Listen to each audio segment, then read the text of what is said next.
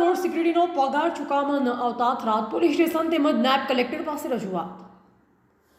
Tharad Bharatmala road ઉપર સિક્યુરિટીની નોકરી કરતા ઈસમો દ્વારા આજે થરાદ પોલીસ સ્ટેશન તેમજ થરાદ નાયબ કલેક્ટર પાસે રજૂઆત કરવામાં આવી. જો કે સિક્યુરિટી તરીકે ફરજ બજાવતા ઈસમોને છેલ્લા 3 મહિનાથી પગારની ચૂકવણી કરવામાં ન આવતા તેમના પરિવારનું જીવન ચલાવવું મુશ્કેલ બનતા અંતે તંત્ર પાસે રજૂઆત કરી હતી.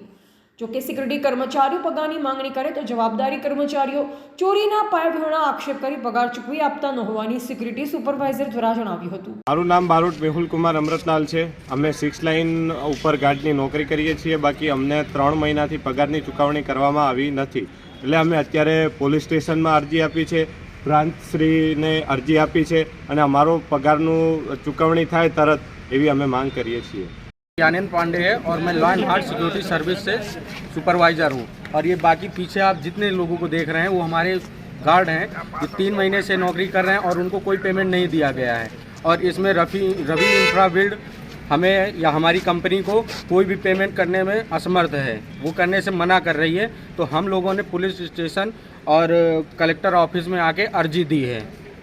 पंड्या पिंटू कुमार केसराभाई, અમે 6 લાઇન ભારત માતા 6 લાઇન ઉપર કામ કરીએ છીએ ગાર્ડની. એમાં અમારા 3 મહિનાથી પગાર નથી આપતા. અમે પોલીસ સ્ટેશન હોય કલેક્ટર જોડે અરજી આપીએ, અમારે જલ્દ से जल्द પગાર हो जाए ऐसी हम आशा करते हैं. એવા જીતુબા રોડ સંબંધ ભારત ન્યૂઝ થરાદ.